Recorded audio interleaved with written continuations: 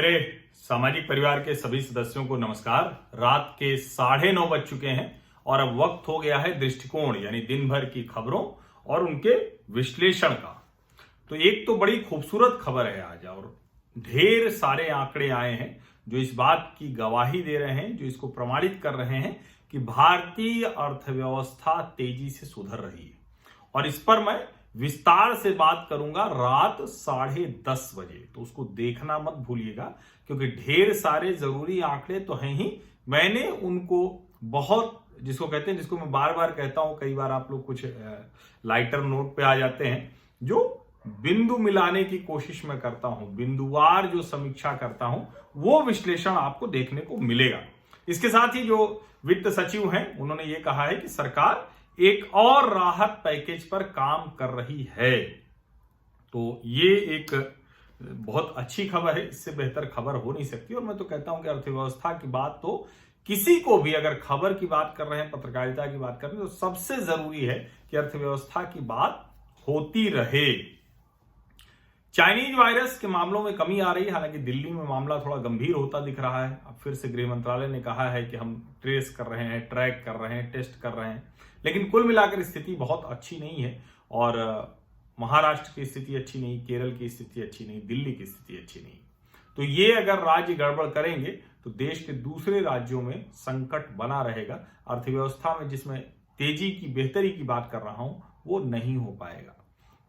लेकिन ओवरऑल बेहतरी है। चाइनीज वायरस से हम धीरे धीरे लड़ते हुए जीत की तरफ बढ़ रहे हैं। अभी जो टोटल पॉजिटिव केसेज हैं वो 6.83% रह गए हैं, तो बहुत अच्छा है ये। और रिकवरी 91.68%, यानी 100 में से करीब 92 लोग ठीक होकर घर जा रहे हैं। जो पिछले 24 घंटे का स्वास्थ्य मंत्रालय ने आंकड़ा दिया है, 45,321 नए मामले आए संक्रमण के देश भर में और 53,285 लोग ठीक हो गए। तो इससे बेहतर कुछ हो नहीं सकता। 75 लाख से ज्यादा, 75 लाख बहुत बड़ी संख्या होती है। दुनिया में इतनी बड़ी रिकवरी कहीं नहीं है। और भारत इस दौर में भी, जब खुद संकट में है, वैसे तो दुनिया संकट में है, लेकिन दूसरे देशों की मदद करना नहीं छोड़ रहा है। और मिशन सागर 2, उसके तहत जो भारत का नेवल शिप है ऐरावत, वो सूडान पोर्ट पर आज पहुंचा। उसमें 100 टन से ज्यादा खाने पीने के सामान है और भारत सभी अपने उन देशों को जिनके साथ उसके संबंध हैं जिस तरह से, तो उन सब को इस वक्त मदद कर रहा है। चाइनीज वायरस में कमी आ रही है तो अलग अलग देशों के बीच में एयर बबल एग्रीमेंट हो रहा है। जापान के साथ भी एयर बबल एग्रीमेंट हो गया है। जापान की एम्बेसी जो भारत में है, दूतावास, उन्होंने स्टैंडर्ड ऑपरेटिंग प्रोसीजर वो जारी कर दिया है। एक और मामला लगातार जो चल रहा है कि किसान सड़कों पर हैं, पंजाब में आंदोलन बंद नहीं कर रहे हैं। और जो आंदोलन है वो ये है कि एमएसपी बनी रहे। अभी जो एमएसपी की स्थिति है, सरकार सरकारी खरीद के आंकड़े प्रतिदिन जारी कर रही है। 1 नवंबर तक का जो आंकड़ा है 210.49 लाख टन, इतने की सरकारी खरीद हो चुकी है अनाज की। और ये खरीफ मार्केटिंग सत्र का है। और पिछले वर्ष इस समय तक 175.48 लाख टन इतनी ही सरकारी खरीद हुई थी। यानी पिछले वर्ष के इसी समय से 1 नवंबर 2019 तक का आंकड़ा देखें, 1 नवंबर 2020 तक का आंकड़ा देखें, तो करीब 20% ज्यादा है। तो किसानों को, जो लोग बरगला रहे हैं, उनको ये आंकड़े जरूर पता होने चाहिए। दिल्ली में कोई भी मैन्युफैक्चरिंग एक्टिविटी नए किसी भी औद्योगिक इलाके में वो नहीं चल सकेगी। अरविंद केजरीवाल ने कहा है।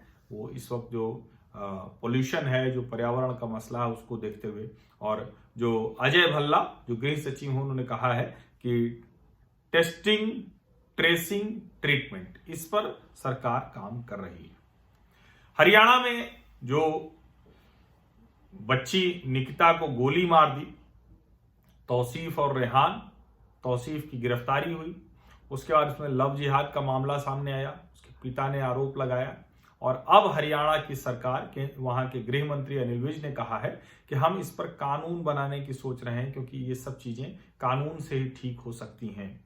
और निकिता के पिता ने कहा है कि सभी पार्टियों को तुरंत साथ आकर ये कानून बनाना चाहिए। अगर यह कानून बना होता तो आज मेरी बेटी जिंदा होती। और आज एक और मामला आया है रेवाड़ी में, वहां 21 दिन से एक मतलब वो वयस्क भी नहीं है बच्ची, वो गायब है। और उसके परिवार वाले आरोप लगा रहे हैं कि एक मुस्लिम लड़का उसको लेकर गया है। उन्होंने कहा है कि मेरी 16 साल की बेटी है, 11 अक्टूबर से गायब है, और जो हमारा जेसीबी ड्राइवर था जो मुसलमान था वो उसको लेकर गया है। ये एजेंसी की खबर है। और वो जो एसएचओ हैं वहां के, पुलिस स्टेशन इंचार्ज हैं वीरेंद्र सिंह खोल पुलिस स्टेशन के, उन्होंने कहा है कि ये 11 अक्टूबर से जो गुमशुदगी है उसकी रिपोर्ट दर्ज कर ली गई है, जांच की जा रही है। जैसे ही वो लोग पकड़े जाएंगे, वो लोग मिलेंगे, उसके बाद ही इस मामले में कुछ ठीक हो पाएगा, पता चल पाएगा। निश्चित तौर पर यह मामला खतरनाक है अगर हरियाणा के कुछ इलाकों में या देश के किसी भी इलाके में। और मैं बार बार ये बात कह रहा हूं कि देखिए, ये जो घटनाएं आ रही हैं ये सांप्रदायिक विभाजन को और ज्यादा बढ़ा रही हैं। और उसमें जब दुनिया के किसी हिस्से में कोई खबर होती है और यहां अगर मुसलमान सड़कों पर खड़ा हो जाएगा, भारत में इस तरह की घटनाएं होंगी तो उस पर वो बात नहीं करेगा, तो ये बहुत गंभीर संकट है। और इससे उबरने का दो ही तरीका है कि एक समाज जागृत हो और दूसरा कड़े से कड़ा कानून बनाकर उसको लागू किया जाए। एक आज बड़ी अच्छी बात कही है दुष्यंत चौटाला ने, जो उप मुख्यमंत्री हैं हरियाणा के। उन्होंने कहा कि अगर पंजाब चंडीगढ़ पर अपना दावा छोड़ दे तो हम भी अपना दावा छोड़ देंगे। अब सोचिए, चंडीगढ़ है केंद्र शासित प्रदेश, इतना खूबसूरत एक शहर है, एक जिसको कहते हैं कि सिटी गवर्नमेंट है, तो अच्छा है कि क्या जरूरत है कि वहां हरियाणा और पंजाब अपना अपना दावा ठोके। दोनों को उससे बाहर निकलना चाहिए। उन्होंने कहा कि हम अपनी राजधानी और उच्च न्यायालय दोनों का क्लेम हटा देंगे। और सच बात है कि दोनों को चाहिए कि किसी और शहर में वो अपनी राजधानी बसाएं। वैसे भी चंडीगढ़ राजधानी होना पंजाब या हरियाणा की, उसका कोई मतलब नहीं है। और चंडीगढ़ वैसे भी केंद्र शासित के प्रदेश के तौर पर बहुत विकसित है, बहुत सी चीजें हैं। दो राज्यों की राजधानी होने का कोई मतलब नहीं है। अच्छा हो कि दोनों राज्य अपने अपने एक शहर को चुने, एक नई जगह को चुने, वहां राजधानी विकसित करें। और ये दुष्यंत चौटाला का ये प्रस्ताव ये तुरंत प्रभाव से कैप्टन अमरिंदर को भी मान लेना चाहिए। किसान पटरियों पर बैठे हुए पंजाब में, तो राजस्थान में भी बैठ गए हैं। गुर्जर आंदोलन शुरू हो गया है आरक्षण को लेकर। आज इसी वजह से हिंडौन शहर और बयाना के बीच में ट्रेनों का संचालन रुक गया। 19 ट्रेनों को डाइवर्ट किया गया और कोटपुतली, पटवा, शाहपुरा, विराटनगर, जमवा रामगढ़, माधुराजपुरा, डूडू, मुजम्माबाद, इन सब जगहों पर इंटरनेट बंद कर दिया गया है। क्यों? क्योंकि इसी तरह की स्थितियां हैं, कानून व्यवस्था का मसला है, तो स्थानीय तौर पर प्रशासन ने ये फैसला लिया है। लेना पड़ता है जब इस तरह की स्थितियां होती हैं। लेकिन आप सोचिए कि इस तरह का आंदोलन आज के समय में कि आरक्षण बढ़ाया जाए, ये किया जाए, ये क्या बहुत अच्छा है क्या? वैसे ही जब नौकरियों को लेकर हम लोग चर्चा करते हैं तो नौकरियां बहुत तेजी में घट रही हैं, सरकारी नौकरियां तो बहुत ही घट रही हैं और वो घटेंगी ही घटेंगी। दूसरा ये है कि आपको बेहतर होगा कि ज्यादा रोजगार के अवसर कैसे पैदा हो, उसकी लड़ाई लड़ें। कैसे हम अलग अलग जगह पर ये उदाहरण पेश करें कि ये राज्य है, ये समाज है, ये समुदाय है, ये जिला है, ये क्षेत्र है, जिन्होंने नए तरह के रोजगार के अवसर पैदा किए, लोगों को उसमें शामिल किया, दूसरे लोगों को भी रोजगार दिया।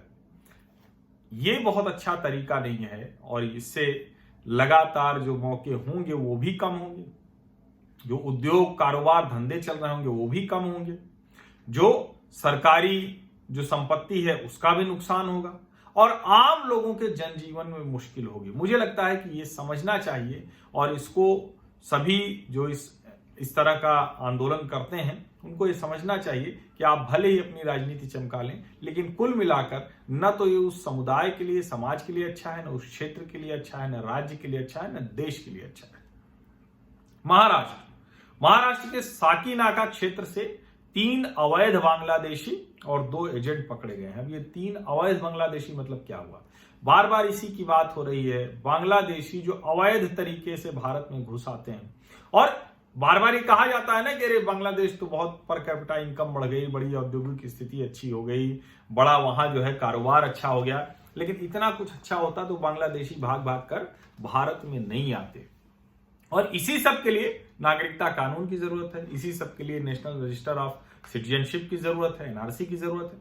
लेकिन इस पर राजनीति होने लगती है। ये महाराष्ट्र में मुंबई पुलिस ने पकड़ा है और अब उनको न्यायालय में पेश किया जाएगा। उनके पास इंडियन पासपोर्ट मिले हैं, स्टैंप मिले हैं, बहुत सी चीजें मिली हुई है। लेकिन दुर्भाग्य से सब कुछ जानते हुए, और शिवसेना तो एक समय में बाकायदा इसको लेकर आंदोलन करती थी, अब वो इन मुद्दों पर उसको सांप सूंघ जाता है, वो शांत हो जाती है। ये राजनीति बेहद खतरनाक है। महाराष्ट्र में बहुत कुछ खतरनाक चल रहा है। अर्नब गोस्वामी, रिपब्लिक, इनके खिलाफ तो बाकायदा महाराष्ट्र सरकार लगी ही है, बहुत कुछ करने की कोशिश कर रही है। लेकिन सोचिए, समित ठक्कर ये सोशल मीडिया पर कोई टिप्पणी की आदित्य ठाकरे और उद्धव ठाकरे के खिलाफ, उसके आधार पर गिरफ्तारी हुई। अगर कोई ऐसा मामला था, हालांकि वो टिप्पणी ऐसी नहीं थी जो मैं पढ़ पाया, उससे भी कोई गंभीर टिप्पणी हो जो नहीं दिखी मुझे, तो बात अलग है। लेकिन इस तरह से गिरफ्तारी होना और बहुत अमानवीय तरीके से, मुंह पर काला कपड़ा डाला गया था, रस्सी हाथ में बांध के, हथकड़ी लगा के, जैसे कोई आतंकवादी हो, उसको नागपुर में पेश किया गया था। अब न्यायालय ने उसको जमानत दी। जमानत के बाद फिर से समित ठक्कर की गिरफ्तारी महाराष्ट्र पुलिस ने कर ली है।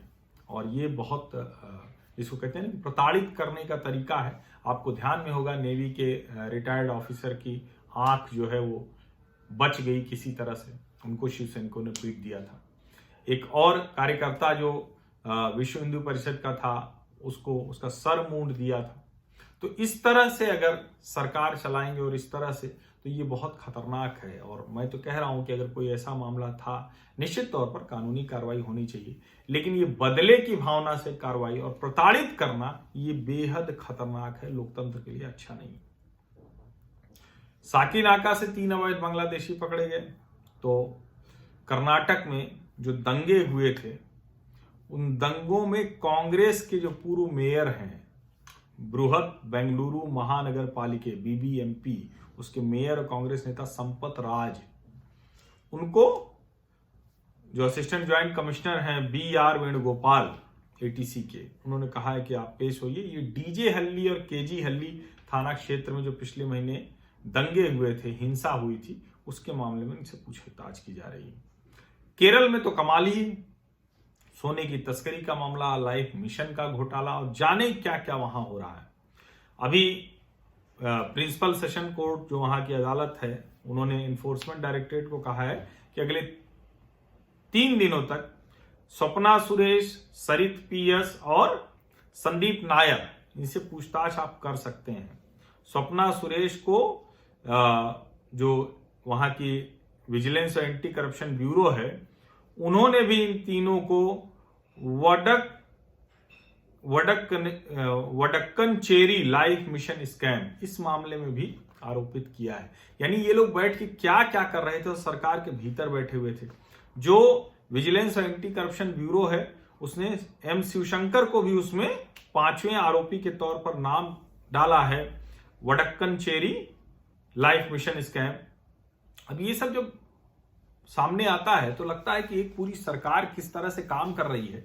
और कमाल ये कि जो पिनराई विजयन अभी तक कह रहे थे कि हमने तो कहा कि बिल्कुल जांच करिए, अब जब जांच आगे बढ़ रही है और उनकी तरफ कहें कि आरोप ज्यादा गंभीरता से लगता हुआ दिख रहा है, तो अब वो कह रहे हैं कि केंद्रीय एजेंसियां उनके खिलाफ काम कर रही हैं और वो उनको पॉलिटिकल एजेंडा चलाना नहीं चाहिए।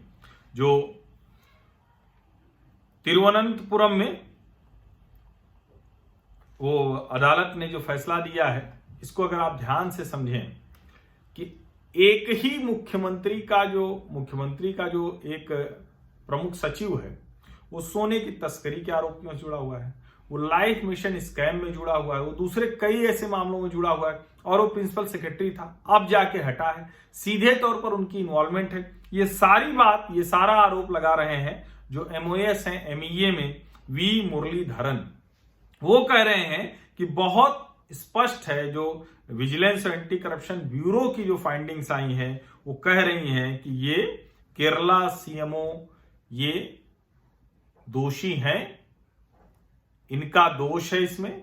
यही घोटाले के पीछे हैं, यही गड़बड़ियों के पीछे हैं। और जो शिवशंकरन और पिनराई विजयन का संबंध है वो बहुत स्पष्ट तौर पर बता रहा है कि मुख्यमंत्री भी इसमें कहीं न कहीं शामिल हैं, यह आरोप लगाया है मुरलीधरन ने।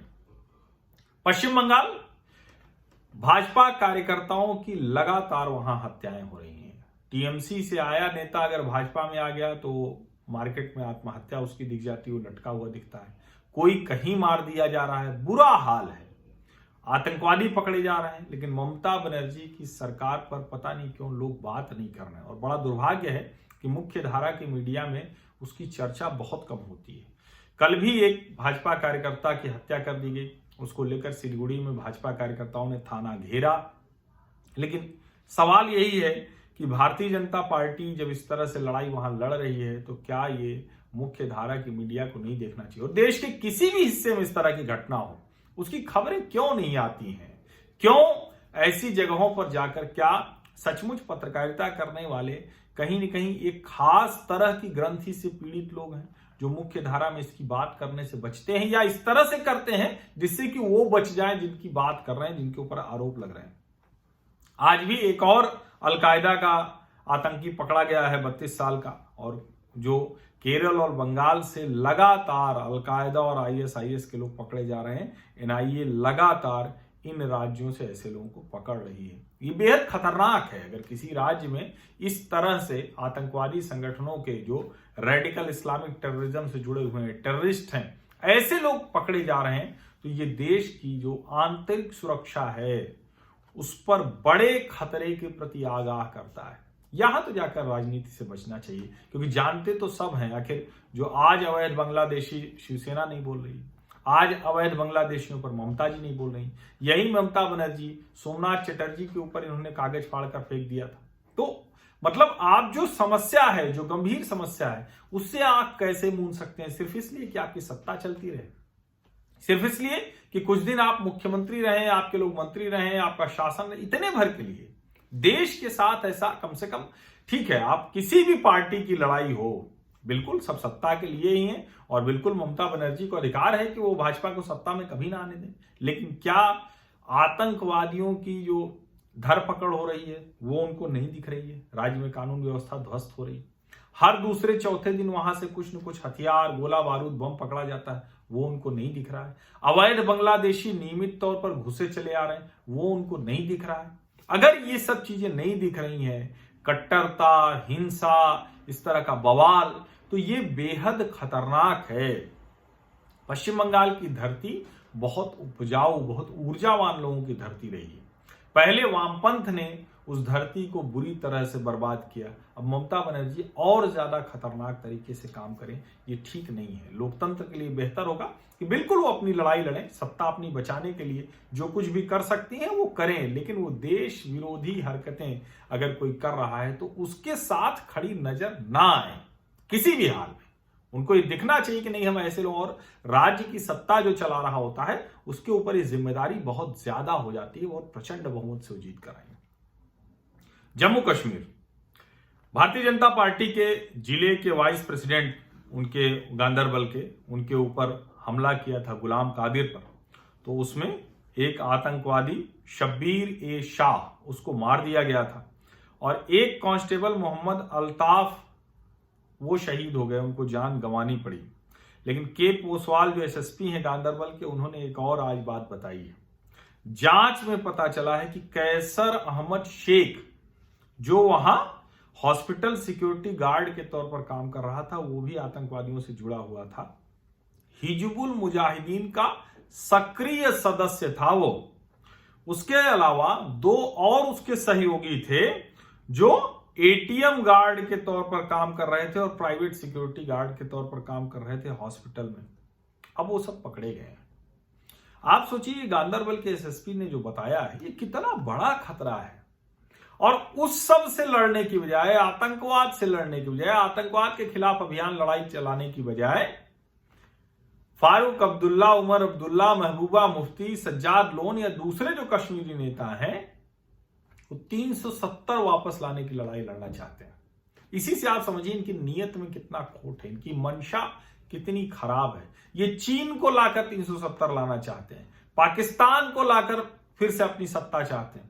कुछ भी हो जाए, रोज लोग मरे, आतंकवादी आके गोलियां चलाएं, कश्मीरियों का जीना हराम हो जाए, हर दूसरे दिन उनका जीवन चला जाए, इन सब से इनके ऊपर कोई फर्क नहीं पड़ता। ये दुर्भाग्यपूर्ण है। आज रोहित कंसल जो वहां के प्रमुख सचिव हैं जम्मू कश्मीर के, उन्होंने कहा कि जो जमीन को लेकर पुराने कानून थे वो अब समय के साथ काम नहीं कर रहे थे, इसलिए उसको ठीक किया गया है, कानूनों को ठीक किया गया है, 11 कानूनों को खत्म किया गया है। इससे आसानी होगी, कोई अगर यहाँ काम करना चाहता है, कोई कुछ चीजें करना चाहता है तो फिर आसानी होगी। अब जैसे देखिए जम्मू कश्मीर में क्या क्या हो रहा है। अब अभी बॉर्डर सिक्योरिटी फोर्सेज वहां ढेर सारे बुनियादी ढांचे के काम कर रहे हैं, प्रोजेक्ट बना रहे हैं। बॉर्डर रोड ऑर्गेनाइजेशन जो बीएसएफ का ही है, तो उन्होंने राजौरी से कोटरांका बुढ़ाल वहां तक वो बनाए है, 60 किलोमीटर का हाईवे बना दिया है। अब वहां के लोग कह रहे हैं कि ये जो पूरा पीर पंजाल रेंज के लोग थे उन सब को बड़ा लाभ हुआ है, बेरोजगार नौजवान, कारोबारी, उन सबको काम धंधा मिल रहा है। इससे होती हैं चीजें, और कोई तरीका नहीं होता है कि आप रोजगार दे पाए लोगों को।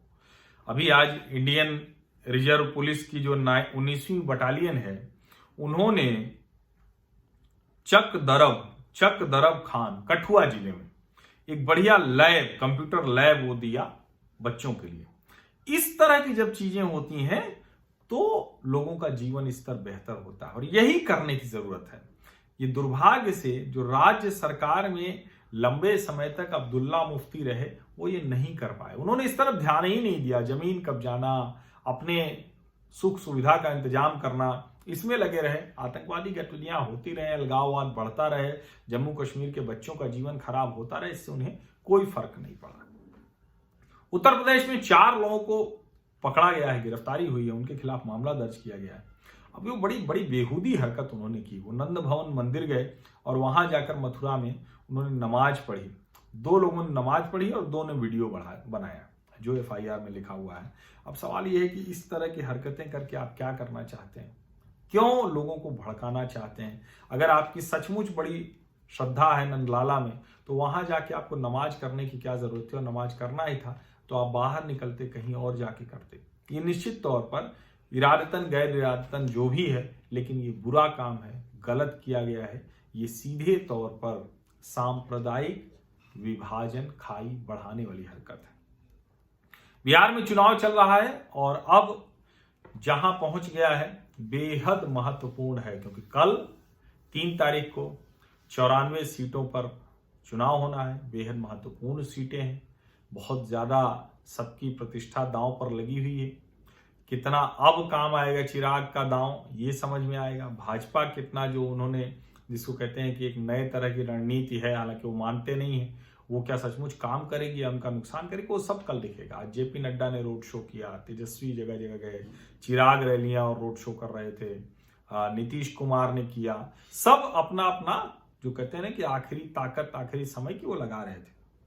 लेकिन इस बीच हम के जीतन राम मांझी ने एक चिट्ठी लिख दी है प्रधानमंत्री को, और उन्होंने चिराग पासवान पर बेहद गंभीर आरोप लगा दिए। और गंभीर मैं क्या कहूं, वो तो अगर जिस तरफ वो इशारा करना चाह रहे हैं वो तो शर्मनाक आरोप है। चिराग ने भी पलटकर जवाब दिया है, लेकिन मांझी ने कहा है कि रामविलास पासवान जी के निधन की जांच होनी चाहिए। प्रधानमंत्री को चिट्ठी लिख के कहा है, और कहा है कि जिस तरह से चिराग पासवान शूट करने लगे थे उसके दूसरे ही दिन से, ये सब संदेह पैदा करता है। चुनाव के समय वो ये क्या कहना चाहते हैं, अब देखिए इसका भी चुनावों में क्या असर होता है। बिहार में इसकी किस तरह से चर्चा होती है दूसरे चरण के चुनाव में।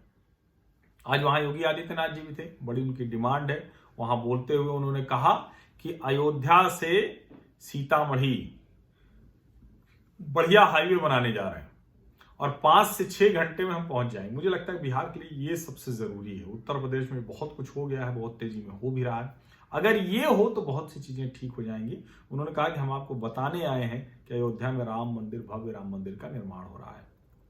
आज जीरकपुर, जो पंजाब जीरकपुर, उसे चंडीगढ़ में है, तो वहां स्पोर्ट्स अथॉरिटी ऑफ इंडिया, भारतीय खेल प्राधिकरण की एक नई बिल्डिंग का आज लोकार्पण किया खेल मंत्री किरेन रिजिजू ने।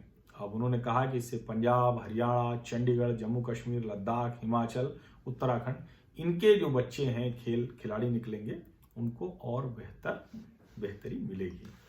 और आज अमृतसर के हरमिंदर साहब जो स्वर्ण मंदिर है, वहां खूब रोशनी है, प्रकाश पर्व मनाया जा रहा है। किसका? गुरु रामदास जी का। तो हम सब लोग भी उनको नमन करते हैं। और जब ऐसे ये गुरुओं के प्रकाश पर्व होते हैं तो ये हमें बहुत कुछ सोचने की बात करते हैं।